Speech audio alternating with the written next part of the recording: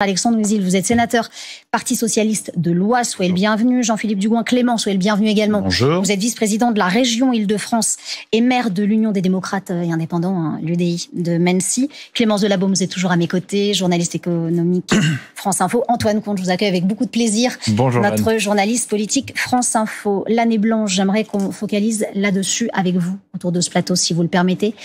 C'est l'une des annonces chocs de François Bayrou. On a évoqué les 2 jours fériés qui devraient être supprimés.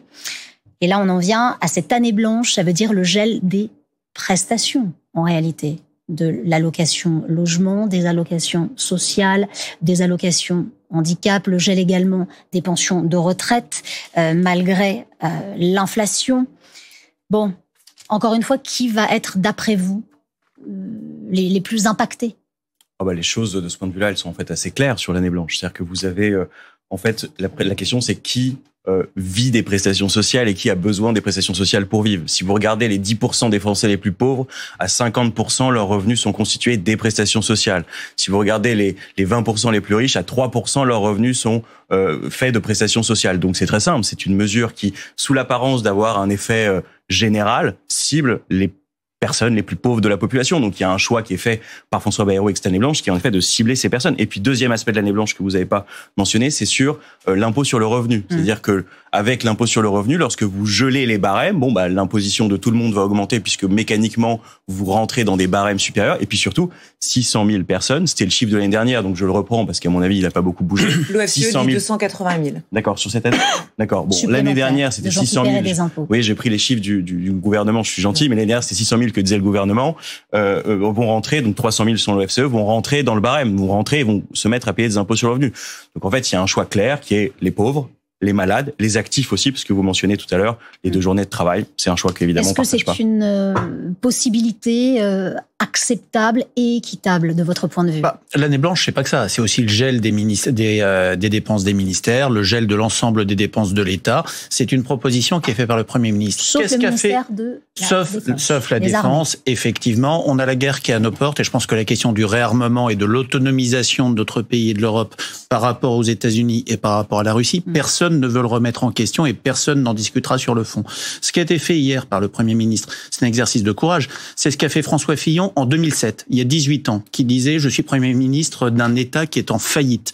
L'État français est aujourd'hui en faillite. Après 7 années de quoi qu'il en coûte, après la gestion calamiteuse de Monsieur le maire, on est sur un État qui est aujourd'hui en faillite. Et effectivement, on a des économies à faire. Ce qui a été fait hier, c'est des propositions. Moi, je compte sur le débat parlementaire pour les enrichir, pour en amoindrir certaines, en renforcer d'autres. Il y en a certaines à titre personnel, avec ma famille politique de l'UDI, qu'on partage, d'autres qu'on ne partage pas. On va avoir 3 mois pour faire évoluer les choses. Pour discuter, bien sûr. Quand on prend, c'est pas le sujet thématique là, mais quand on prend la question des jours fériés, est-ce qu'il faut faire des jours fériés ou pas de jours fériés ? C'est une proposition. Vous voyez, moi je suis pas favorable aux jours fériés. On pourrait très bien dire 14 heures, 1 heure par mois, et on laisse la question aux partenaires sociaux de voir comment on fait, mais on touche pas aux jours fériés. Alexandre Ouizil, vous êtes prêt à discuter aussi, on imagine ? Non, mais nous d'abord. La porte n'est pas fermée, rassurez-nous. La porte socialiste n'est jamais fermée quand c'est l'intérêt de la nation, mais la discussion ne peut pas être sur cette base. Elle ne peut pas s'établir sur cette base. Pourquoi ? Vous avez aujourd'hui 43 milliards d'euros de ponctions qui sont prévus. 43 milliards d'euros. 43,8 si on est exact. Presque 44. Ça va casser la croissance économique de notre pays. Je ne suis pas le seul à le dire. L'OFCE le dit. Natixis, qui est une banque qui visiblement n'a pas d'intérêt particulier avec nous, le dit également. Donc en fait, ce qui est mis comme cadrage général, 44 milliards d'euros, parce que vous disiez 43,8, c'est évidemment beaucoup trop brutal. Ça va abîmer la société, ça va abîmer l'économie. C'est fait de manière totalement injuste. Donc soit il y a une remise, ce qu'il a fait là, il le met de côté et il repart sur quelque chose qui est compatible avec ce qu'est l'économie française, soit il le fait pas. Parce que regardez ce qui est prévu en termes de chômage. Une remontée du chômage à plus de 9%, c'est l'OFCE. Permettez-moi de vous poser cette question autour de ce plateau. On est d'accord pour dire que, et Antoine Comte, on y reviendra avec vous, lorsque le Premier ministre parle du pronostic vital de l'État engagé. C'est pas rien le poids des mots, on va le déchiffrer avec vous, Antoine, dans un instant. Mais on est d'accord pour dire qu'il faut de toute façon faire des économies. Alors, moi, ce que je vous dis, c'est que c'est en effet, nous, on croit, et on est d'accord pour le fait qu'il faut consolider. En effet, il faut faire des économies. Il faut travailler sur des économies pour ramener les dépenses publiques dans un cadre, enfin plutôt les comptes publics dans un cadre qui est satisfaisant. Donc en fait, nous, ce qu'on dit, c'est que sur le périmètre, on peut pas travailler sur 45 milliards d'euros parce que ça abîme le pays.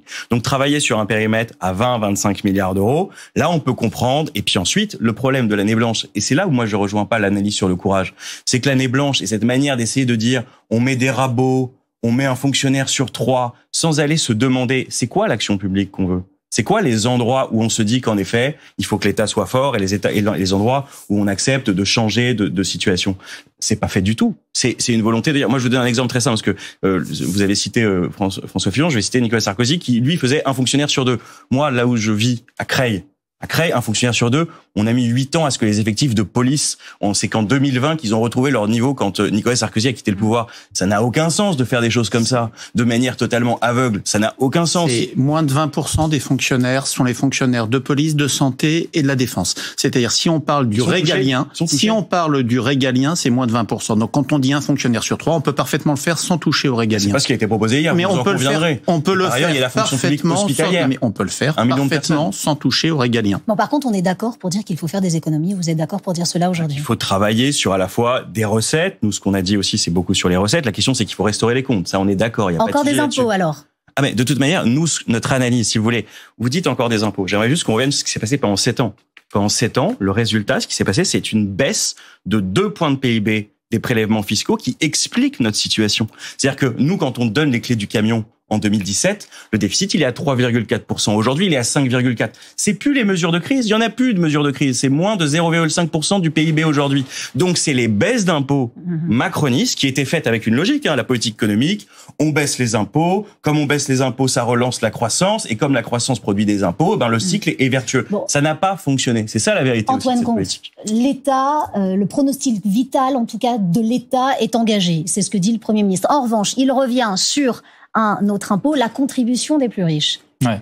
Si vous le permettez, la porte-parole du gouvernement qui s'exprime maintenant, Sophie Primas, on l'écoute. Consacrée à la question budgétaire. Mais avant de revenir sur ce sujet avec ma collègue Amélie de Montchalin, ministre des Comptes publics, qui nous fait la gentillesse d'être avec nous ce matin, permettez-moi de présenter rapidement les autres textes qui étaient à l'ordre du jour. En premier lieu, la ministre de l'Europe et des Affaires étrangères, le ministre de l'Europe et des Affaires étrangères a présenté un projet de loi qui autorise l'approbation d'un accord de coopération en matière de défense entre la France et le Monténégro, signé à Paris le 3 avril 2024. Cet accord s'inscrit dans la stratégie française pour les Balkans occidentaux et renforce la coopération bilatérale entre nos deux pays. Par ailleurs, le ministre d'État, ministre de l'Intérieur, a présenté quant à lui 2 textes. Un premier texte qui est un décret qui modifie l'organisation des services de l'État et qui institue un préfet de police délégué dans le département des Bouches-du-Rhône. Ceci afin de rendre plus lisible et plus cohérente l'action et la parole de l'État dans ce département en s'appuyant sur une chaîne de commandement préfectorale unifiée. Un deuxième texte correspond à une ordonnance qui porte extension et adaptation des dispositions de l'article 80 de la loi du 26 janvier 2024 ayant pour but de contrôler l'immigration, d'améliorer l'intégration sur les îles de Saint-Barthélemy, à Saint-Martin, à Wallis et Futuna, en Polynésie française, en Nouvelle-Calédonie et dans les terres australes et antarctiques françaises. Elle vise notamment à lutter plus efficacement contre l'immigration irrégulière, à renforcer les mesures d'éloignement et à favoriser l'intégration des étrangers par le respect des valeurs de la République. Il s'agit en fait d'une ordonnance qui est la suite de ce projet de loi qui avait été voté en janvier 2024. Revenons-en maintenant à la question budgétaire. Hier, le Premier ministre a donné un cap aux Français, remettre enfin de l'ordre dans nos comptes publics pour retrouver la maîtrise de notre destin. Après des semaines de travail, des semaines de consultation, chère Amélie, le gouvernement a donc désormais une feuille de route claire, ambitieuse, qui repose sur 2 piliers: produire plus et dépenser mieux. Avant de céder la parole à la ministre des Comptes publics, je voudrais partager avec vous 3 convictions assez simples. Ce sursaut budgétaire, nous devons le faire, nous pouvons le faire, et d'ailleurs, nous allons le faire. Voilà les 3 convictions. Nous devons le faire car la France est aujourd'hui au pied du mur de la dette. Je rappelle que la dernière fois que nous avons voté un budget à l'équilibre, c'était en 1974. Résultat, nous avons laissé filer notre dette gouvernement après gouvernement à tel point que nous dépenserons cette année plus d'argent pour payer les intérêts à nos prêteurs que pour le budget de nos armées. Et vous savez à quel point ce sujet est sensible. Et bientôt plus d'ailleurs que pour l'éducation nationale. Comment accepter que nous financions depuis 50 ans notre train de vie à la fois sur le dos de nos enfants et très probablement désormais sur le dos de nos petits-enfants. Remettre de l'ordre dans nos comptes, c'est donc redonner un espoir et une trajectoire aux jeunes générations de notre nation, c'est retrouver des marges de manœuvre pour investir dans l'avenir, pour la transition énergétique, pour la transition technologique, pour notre souveraineté, pour nos écoles, pour notre santé et bien sûr pour notre défense. Seconde conviction, c'est que ce budget, nous pouvons le faire. Le plan que le Premier ministre a présenté hier, il est exigeant, évidemment, mais il repose sur un effort de 43,8 milliards d'euros avec une baisse de dépenses qui est tout à fait inédite, qui est répartie équitablement sur l'ensemble de la sphère publique pour atteindre 4,6% de déficit en 2026. Il repose aussi surtout sur une relance de la production avec 3 impératifs. Être plus nombreux à travailler davantage, simplifier la vie des entreprises et des Français pour renforcer notre compétitivité. Alors oui, ce projet est certes ambitieux, mais il est réaliste, il est crédible et il est juste. Si nous le décidons, nous pouvons d'ici quelques années inverser la spirale de l'endettement. Enfin, et c'est ma 3e conviction, ce sursaut budgétaire, nous allons le faire car c'est la raison même de notre présence à nous, ministres, au sein de cette équipe gouvernementale polyphonique que vous soulignez souvent, accepter de travailler ensemble malgré certaines divergences pour être utile à nos concitoyens, c'est notre feuille de route. Nous allons le faire surtout grâce et avec les Français qui ont dans leur immense majorité bien compris que nous ne pouvions plus continuer comme avant et nous demandent d'agir avec courage et avec lucidité. À partir d'aujourd'hui, une nouvelle étape s'ouvre. Le gouvernement a pris ses responsabilités en présentant dès le mois de juillet une vision et un cap pour le budget 2026. Aux parlementaires désormais de s'en saisir et d'apporter leur pierre à l'édifice. Je ne doute pas que les débats seront présents, ils seront certainement vifs, intéressants, quelquefois peut-être un peu houleux, mais c'est la démocratie et je suis convaincue avec le Premier ministre et l'ensemble du gouvernement qu'il existe un chemin et que nous saurons être au rendez-vous de ce moment qui me semble extrêmement important. Amélie, je te laisse la main. Merci. Voilà, on vient d'entendre la porte-parole du gouvernement. Les débats seront vifs, parfois houleux, mais il y a un chemin. Est-ce que vous la rejoignez ?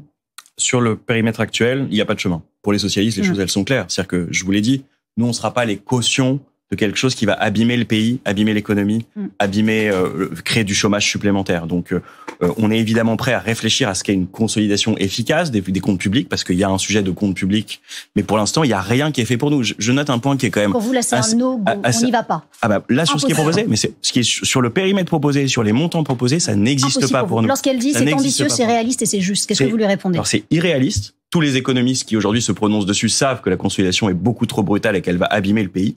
Donc c'est juste absolument pas. Je vous l'ai fait la démonstration sur ce qui était de l'année blanche. En fait, l'année blanche va d'abord fragiliser les pauvres. Ensuite, il y a ce qui est fait sur les malades. Ensuite, il y a la question des actifs. Il n'y a pas de volonté de cibler les populations qui seraient le moins abîmées par ce qui se passait. Et puis je note un point quand même qui m'a amusé hier, c'est que la seule mesure qui était imprécise, c'était celle sur les hauts revenus.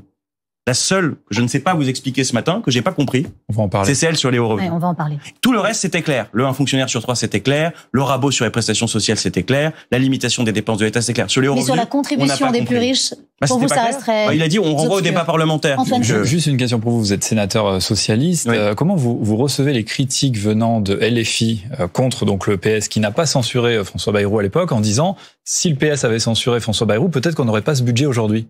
Que vous critiquez. La question de la responsabilité du PS en réalité. Bon, moi, plusieurs choses. Un, à titre personnel, je pensais qu'il fallait censurer François Bayrou, mais j'admets que mon parti a fait ce choix-là. Il l'a fait aussi parce qu'à un moment, nous étions en janvier, il y avait un certain nombre d'acquis qui avaient été mis dans le dernier budget, qui ont permis aux socialistes de faire le choix de ne pas censurer le budget. Ça ne valait pas un blanc-seing. Vous êtes fait rouler sur les retraites. Et là où vous avez raison, c'est que nous avions mis la question des retraites sur la table et que la parole n'a pas été respectée. Ça pose une question. Comment travailler aussi avec un Premier ministre qui n'a pas tenu sa parole il y a un an? Ça n'est pas présager le mieux pour les débats qui sont évoqués, qui seront parfois houleux. On va reprendre les mots. Pour le moins. Comment on peut présager du mieux? Et par ailleurs, juste sur la méthode, le 15 juillet, venir, alors qu'il ne peut plus y avoir de débat parlementaire derrière, et que nous nous retrouvons entre 16 et 18 heures. Voilà, entre 16 et 18 heures, que nous nous retrouvons. C'est de la politique, ça. C'est de la politique. Vous auriez peut-être fait pareil, d'ailleurs. Mais je remarque que, en tout cas, sur la volonté d'initier un débat, sur ce qui a été dit, les débats tranquilles, ça, bon, on n'est pas dans un cadre. Jean-Philippe Dugouin-Clément, qu'est-ce que vous en pensez? Est-ce que vous pensez que c'est ambitieux, que c'est réaliste, pour reprendre les mots de la porte-parole du gouvernement, et que c'est juste? 1, oui, c'est ambitieux. 2, c'est réaliste. 3, la question de la justice, elle se discute. Voilà, quand on prend plus de 5 milliards sur les collectivités, c'est-à-dire un quart de l'effort de la dépense publique, 20 milliards entre l'État, les prélèvements, les comptes sociaux et les collectivités. Là où les collectivités font 7% de la dette et 70% de l'investissement, on peut en parler. On a 3 mois pour le faire. Un peu plus, puisque le budget, c'est même novembre, décembre, dernière ligne droite en adoption. Donc tout ça, ça va être la discussion parlementaire. Et moi, j'espère que les partis politiques seront responsables. Qu'est-ce qu'on veut? On veut un État, on veut une crise d'État, on veut une crise politique. Alors on est déjà sur une crise financière. On est sur un schéma de guerre économique avec les États-Unis. On a la guerre aux portes avec la Russie. Donc l'UDI dit aujourd'hui, on sera responsable, on prendra nos responsabilités. Mais la question, c'est que chaque parti fasse des propositions, que chaque parti fasse avancer les choses. Vous avez confiance au Parti socialiste, vous avez confiance à la France insoumise ou au Rassemblement national pour prendre leurs responsabilités? LFI, je n'ai aucune confiance dedans. Enfin, LFI est aujourd'hui un parti extrémiste. Je ne sais pas ce que le Parti socialiste fait encore avec, mais ça, c'est une autre discussion. Mais pour autant, reprocher au Premier ministre de dire il fait des propositions le 15 juillet. Le calendrier budgétaire, normalement, c'est fin septembre. Les propositions de l'État et du gouvernement, elles apparaissent mi-fin septembre. Là, c'est anticipé effectivement de plus de 2 mois pour permettre de commencer à avoir ce travail de discussion. Et dans ce qui est proposé par le gouvernement, c'est difficile de discuter. Il n'y a personne à l'Assemblée à réfléchir au moins. Tout le monde ne passera pas les mêmes vacances. Je crois que les partis politiques travaillent. Je pense que beaucoup d'élus, c'est votre cas, c'est mon cas, sont pas forcément à 35 heures. Effectivement. Et ce temps-là, il peut être mis à profit. C'est une réalité.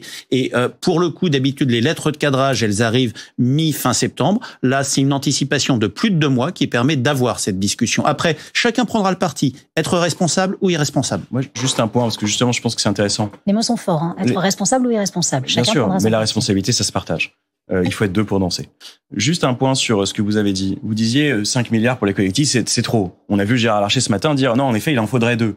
Finalement, je vois que vous revenez sur ce que nous proposons, c'est-à-dire revenir sur un niveau de consolidation qui serait 2 fois moins. Parce qu'après tout, si 5 milliards c'est trop pour les collectivités, qu'il faudrait faire 2 fois moins, est-ce qu'on peut pas faire 2 fois moins pour les pauvres, 2 fois moins pour les malades, etc., etc., etc. Ce qui vaut pour les collectivités, pourquoi ça ne vaudrait pas pour le reste? Les collectivités, c'est l'impôt local, c'est les services locaux, c'est le coût de la cantine. Et les gens qui vivent avec un RSA, c'est le premier amortisseur pour les personnes en situation de difficulté. Mais les gens qui vivent avec un RSA qui est payé par les collectivités, qui donc va être désindexé de 1,3%. Eux, c'est pas un sujet. Bien sûr que si. Donc, la consolidation, c'est les collectivités qui sont le premier amortisseur social du pays. C'était pas une attaque. Ce que je voulais vous dire, c'est que la consolidation telle qu'elle est construite est d'une brutalité qui empêche en fait, on va tuer le patient avec ce qui est proposé. Ça ne fonctionne pas. 3 mois pour faire des propositions. Moi, j'espère que le Parti socialiste sera un parti de gouvernement responsable et fera des propositions. Et sur ces propositions, on y vient dans un instant. Antoine Comte, allez-y. Nous les faisons vraiment, oui. Un petit mot sur la méthode Bayrou, parce qu'on en parle beaucoup, cette stratégie. En fait, là, ce que fait François Bayrou, vous dites que vos partenaires, ou en tout cas les oppositions, ont 3 mois pour faire justement des propositions et donc réfléchir à ce budget. En fait, c'est la même méthode que sur le conclave des retraites, c'est-à-dire qu'on essaye de gagner du temps. On essaie de gagner du temps justement en disant voilà la feuille de route, voilà les propositions, mais au final voilà ce qu'on appliquera, on le sait déjà sur les retraites. François Bayrou dès le début il dit il y aura pas de totem, pas de tabou, vous pourrez partir d'une feuille blanche, sauf qu'il dit en fait hors de question de revenir sur l'âge des 64 ans. Si on il fait exactement pareil avec le budget. Compte, politiquement, si on déchiffre, est-ce que François Bayrou ne tape pas très fort pour pouvoir redescendre et négocier, notamment avec vous, messieurs? On propose 2 jours fériés supprimés, peut-être qu'on reviendra un jour supprimé. On propose une année blanche, peut-être que ça ne sera pas tout à fait cela. Est-ce que vous êtes prêts aussi à discuter autour de comment on peut améliorer les propositions existantes? Je vous l'ai dit, nous, on sera prêts à discuter si on revient sur le cadrage global. On peut pas partir de la feuille de route qui a été présentée. Elle n'est pas acceptable parce que nous ne serons pas caution d'un scénario à la Grèce. En fait, vous voulez discuter si on enlève tout? Non, pas du tout. Je veux qu'on reparte. Je veux déjà qu'on commence par le cadrage général. Ça ne peut pas être 45 milliards d'euros cette année aux Français. Encore une fois, dans la programmation de Michel Barnier, le 4,6%, c'était l'année prochaine qu'on devait l'atteindre. Donc, si vous voulez, on est dans une situation où ce qui est demandé n'est pas acceptable pour le pays. Ensuite, sur les propositions, vous les connaissez. On a un problème aujourd'hui fiscal de recettes dans ce pays. Les macronistes ont baissé de 2 points les recettes fiscales. La dépense publique dans le PIB est au même niveau qu'en 2017. Au même niveau.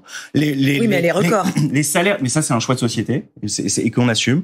Et les salaires des fonctionnaires, par exemple, et les salaires des fonctionnaires ont baissé depuis 2017. Ouais. La masse dans le PIB des salaires des fonctionnaires a baissé. Parce qu'on a trop de fonctionnaires pas suffisamment bien payés. Donc, alors c'est une réalité aussi. On a trop de fonctionnaires. 3 000 de moins normalement, très bien. Enfin, on est à 1 million de plus que la moyenne européenne. Mais si vous voulez, la question c'est aussi celle des périmètres. Si vous voulez, par exemple, ce qui est proposé sur les je vous rejoins sur le besoin de réfléchir au périmètre. Effectivement. Merci, je vous remercie là-dessus, c'est un vrai point. Sur les affections de longue durée, excusez-moi. Sur les affections de longue durée, lorsque vous sortez aujourd'hui, ce qui est dit, c'est dire potentiellement les rémissions de cancer, sortir un certain nombre de remboursements de ce qui va être proposé. Où est-ce que ça va aller, ça? Tout le monde le sait. Des remboursements qui ne seraient pas en lien avec la pathologie et longue durée. Qui seraient en lien, mais qui seraient indirects. C'est-à-dire les rémissions et tout un tas de choses qui seraient mises dedans. Et ben, dans ce cas-là, ça va aller dans les complémentaires santé. Et donc, en fait, les gens vont continuer de le payer, mais ce sera exclu du système de solidarité nationale. Donc, vous pouvez changer le périmètre de l'action publique, mais à la fin, il y a quand même des gens qui payent des dépenses de santé. Donc, il faut aussi avoir ça en tête. On va écouter, si vous le permettez, les questions à Amélie de Montchalin, notamment sur les jours fériés. On l'écoute. Pour qu'on puisse ancrer ce débat dans une réalité. Le temps de travail en France, vous savez, c'est 1607 heures par an. Et quand on regarde dans l'ensemble de notre pays, le temps de travail par habitant, nous travaillons en France 100 heures de moins par habitant qu'en Allemagne. Et donc, on voit bien qu'on a un enjeu, si on veut rétablir notre écart de PIB et de PIB par habitant par rapport à nos voisins, qui est un enjeu de travailler plus nombreux. C'est l'enjeu du taux d'emploi des jeunes et des seniors, mais c'est aussi l'enjeu de travailler davantage. Si on fait un petit calcul entre nous, 2 jours sur 365, ça revient à peu près à 0,5% d'activité en plus. Et vous voyez, dans un pays où on cherche la croissance, 0,5% de croissance en plus, ce serait un effet alors un peu mécanique, là je fais un peu la théorie qui n'est pas complètement raffinée, mais on voit bien que travailler 2 jours de plus, c'est générateur de croissance, c'est générateur de richesse. Évidemment, si les écoles sont ouvertes, si les commerces sont ouverts, si les entreprises sont ouvertes, elles produisent de la richesse qui est bénéfique à notre pays. À partir du moment où vous produisez la richesse, se passe 2 choses. Quand vous êtes une entreprise, vous pouvez contribuer un peu plus au budget de l'État. Et quand vous créez de la richesse, vous avez une deuxième conséquence, c'est que vous pouvez payer aussi un peu plus vos salariés. Et on a en France des systèmes de partage de la valeur qui sont bien connus. L'intéressement, la participation, la prime dite prime Macron, les salaires. Et au fond, ce que propose le Premier ministre au pays, c'est là aussi un peu un pacte collectif. En travaillant tous un peu plus, en créant tous un peu plus de richesse, eh bien, nous pouvons contribuer à assainir les comptes publics et nous pouvons surtout avoir un bénéfice pour ceux qui travaillent en salaire, en intéressement, participation ou en prime dite Macron. Donc ce qui s'ouvre là, c'est sous l'autorité de Catherine Vautrin et d'Astrid Panossian, un cycle de consultation avec les partenaires sociaux pour que nous puissions, dans cette contribution des entreprises, dans la manière de valoriser le travail, eh bien, trouver la manière de le faire de manière organisée. Ensuite, se poser la question des jours eux-mêmes. Très prosaïquement, c'est que le temps de travail en France va passer à 1621 heures. C'est ça qui est notre proposition. Et le Premier ministre l'a proposé en supprimant ces 2 jours fériés. Mais il l'a dit, notre objectif, c'est qu'on travaille plus et qu'on le fasse avec l'objectif de créer des richesses. Et ce nouveau cycle de consultation va débuter à la rentrée? Non, il débute là dans les toutes prochaines heures. Vous avez senti que nous étions dans un mode d'action Et donc on n'est pas en train de délayer le débat, on est en train justement de le faire avancer pour que nous ayons là aussi des choses très claires pour les Français dès la présentation du budget. Bonjour Madame Montchalin, Oscar Tessonneau pour la Red Bread Magazine. Est-ce que vous pouvez nous en dire un petit peu plus? Et c'est direct, ça? Voilà pour Amélie de Montchalin, en direct, parce que vous nous posiez justement la question, Alexandre Ouzil. Clémence Delabaume, peut-être cette question qu'on se pose tous, notamment autour de ce plateau. Est-ce que c'est judicieux de comparer la France à l'Allemagne systématiquement quand on veut faire des économies?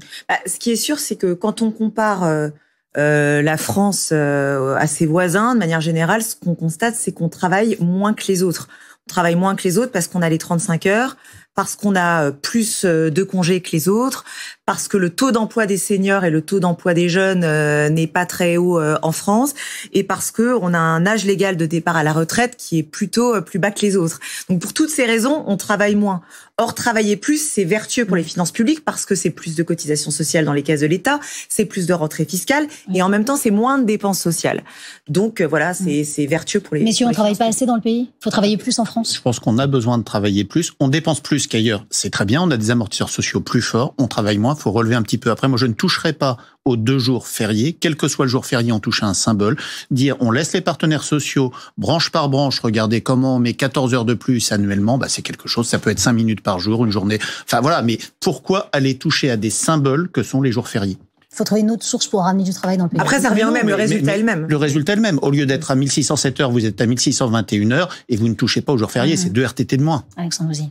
Non, mais moi, je vois la situation. On est parti d'une crise des comptes publics qui est née du fait qu'ils ont baissé les impôts sur le capital des plus riches et les grandes entreprises. Et à la fin, on dit, pour résoudre la crise des comptes publics, il va falloir que tous les Français donnent 2 jours de leur vie libérée. Parce qu'en fait, qu'est-ce que c'est que ce temps de travail en moins? C'est du temps libéré pour la vie, pour soi-même, c'est quand même quelque chose qu'on porte. C'est-à-dire que si on produit pour ne pas gagner ce temps libéré, évidemment, pour nous, socialistes, c'est évidemment quelque chose de très important. Vous le savez, on a porté historiquement les congés payés, l'abaissement du temps de travail, c'est dans notre philosophie. Ouais. Donc, évidemment que ça, pour nous, évidemment, on n'y touche pas. C'est vrai qu'au-delà de la critique du symbole de la suppression de jours fériés, ça peut paraître comme une mesure qui n'est pas équitable. En tout cas, c'est ce que disent les oppositions aujourd'hui, parce que si vous êtes, par exemple, salarié d'une très grande entreprise, vous avez un certain nombre de jours de congés, finalement, 2 jours en moins, bon, c'est pas forcément si grave. Par contre, si vous êtes salarié d'une PME, d'une petite entreprise, parfois vous n'avez pas de RTT. Donc 2 jours fériés en moins, ça compte à la fin de l'année. Donc voilà, c'est ce que dit notamment la gauche aujourd'hui. On va revenir à l'ombre de la censure, parce que bien évidemment qu'on a ça à l'esprit. Il n'y a, à l'heure actuelle, et dites-moi si je me trompe, aucun parti qui soutienne à 200%, allez même à 100%, ces propositions François Bayrou. Donc je vais vous poser la question ici. Qu'est-ce que ça va nécessiter comme discussion, comme impact à suivre avec le gouvernement pour que l'UDI aille dans cette direction? Vous nous avez dit tout à l'heure que vous prendrez vos responsabilités. En l'état, là, aujourd'hui, avec ce qui est proposé, est-ce que vous suivez le gouvernement? Et tout ça va évoluer. Le gouvernement François Bayrou fait une première partie de propositions, et puis il va y avoir plusieurs mois de discussion. Après, nous, mais comme l'ensemble des partenaires du socle commun et de ceux qui n'y sont pas, tout le monde va faire des propositions. Le sujet, il n'y a pas de majorité. Il n'y a aucun parti, aucune famille politique qui peut dire aujourd'hui je suis majoritaire. À partir de là, ça veut dire accepter des compromis. Dans ce qui est proposé, il y a des choses que je partage, d'autres que je ne partage pas. Des élus LR ou macronistes pourraient dire exactement la même chose. Des élus socialistes pourraient dire la même chose. Le sujet, c'est est-ce qu'on veut créer une crise supplémentaire dans ce pays qui n'en a pas besoin, en rejoignant LFI et le Rassemblement national dont le seul objectif est de bordéliser le pays, de créer des crises sur des crises, ou est-ce qu'on veut essayer de permettre à ce pays d'avoir un budget à la fin de l'année? Laurent Wauquiez dit, pour les Républicains à l'Assemblée nationale, que ces propositions, au moins, l'idée positive d'exister. Est-ce que vous le rejoignez? C'est une base de discussion, c'est faire acte de proposition. Et encore une fois, le Premier ministre avait demandé, il y a de cela 3 mois, qu'on fasse un référendum sur le sujet. Le président ne l'a pas souhaité. On est sur un sujet majeur, le poids de la dette, le mur de la dette. Enfin, vous disiez tout à l'heure, et je vous rejoins, on ne veut pas de scénario à la grecque. Le problème, c'est que ne pas agir aujourd'hui, ne pas agir l'année prochaine, c'est créer pour dans 3 ans, 5 ans, 10 ans un scénario à la grecque. Et là, on n'aura plus que les yeux pour pleurer. Donc on est au bord de la falaise? Au bord du précipice? Mais ça fait 18 ans qu'on le sait. Qu'est-ce qu'il vous faut aujourd'hui au Parti socialiste pour accepter un nouveau pacte de non-censure? Qu'est-ce que ça nécessite? Qu'est-ce que vous gardez? Qu'est-ce que vous enlevez? On s'est réunis hier soir en bureau national et c'est vrai que le sentiment qu'on a eu après ce qui s'est passé hier, je vous le dis avec beaucoup d'honnêteté, c'est que le Premier ministre ne voulait pas discuter avec nous. Parce que, si vous voulez, il y avait quand même un état d'esprit qui était « il n'y a pas d'alternative ». Voyez, je considère que la barre doit être mise ici. Finalement, je suis prêt à discuter des expédients, mais il n'y avait pas, même dans la construction des choses, encore une fois, la manière dont a été construite la proposition, il n'y a rien dont les socialistes peuvent se prévaloir ou même dire il y a un début de discussion possible. Donc nous, on est honnête, on dit les choses. Il faut repartir d'un cadrage différent à la rentrée. Si on reste sur ce cadrage-là, il n'y a pas de chemin pour les socialistes. 3 propositions phares pour vous. D'autant, je le redis, que nous sommes quand même dans une situation, et vous l'avez très bien souligné tout à l'heure, où le Premier ministre a déjà trahi sa parole vis-à-vis de nous.